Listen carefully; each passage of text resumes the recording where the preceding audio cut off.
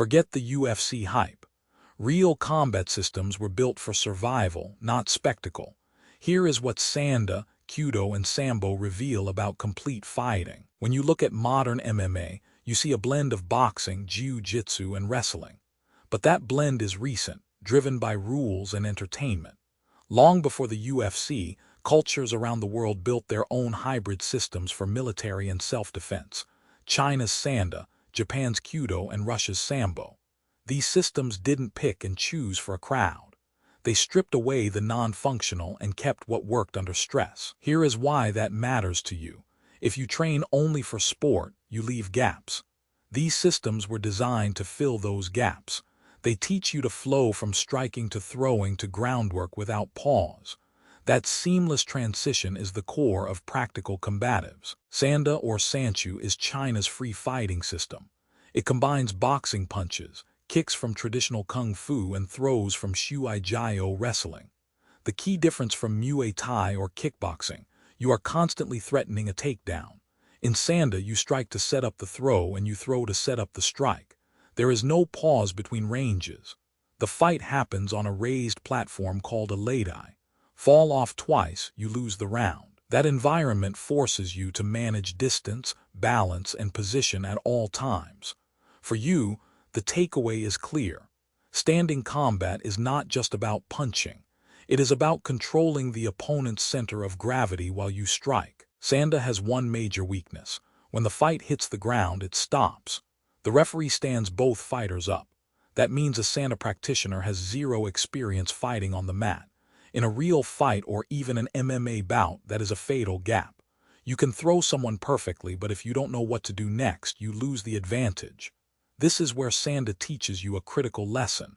A complete system must cover all ranges. Standing, clinch, ground. If any range is missing, you are vulnerable. When you train, do not skip groundwork.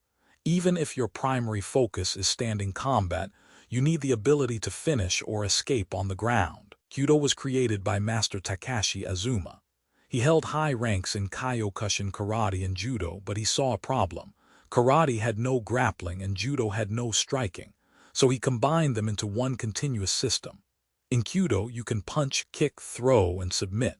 The only restrictions are safety-based. No groin strikes, no eye pokes. Headgear and a gi are worn to allow full contact sparring. What Kudo does better than most systems is forcing you to transition instantly. You throw a punch, then clinch, then throw, then choke. There is no reset. For you, this means training must include live sparring that flows through all ranges. That is how you build real timing and instinct. Sambo, meaning self-defense without weapons, was developed for the Soviet military and police. It combines judo throws, wrestling takedowns, and submissions, but adds strikes in its combat version. The emphasis is on ending the fight quickly. Sambo teaches you to use the opponent's momentum against them. You learn to off-balance, throw, and pin or submit in one fluid motion.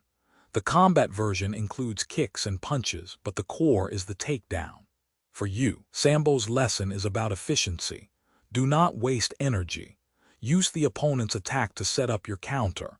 That principle applies whether you are on the street or in the gym. Each of these systems claims to be complete, but completeness is relative. Sanda covers standing combat fully but ignores the ground. Kudo covers all ranges but uses protective gear that changes the dynamics. Sambo covers throws and submissions but limits striking in sport rules. The real lesson is this: no single system is perfect. What matters is your understanding of principles that work across all ranges. You need to know how to strike, how to clinch, how to throw, and how to fight on the ground. And you need to flow between them without a mental pause. That is the definition of a complete martial art for self-defense. Here is what you take from Sanda, Kudo, and Sambo. First, train striking and takedowns together. Do not separate them into different rounds. Second, always add a ground component. Even if your art does not teach it, cross-train. Third, spar live under pressure. Drills are not enough. You need to feel the chaos of a real exchange.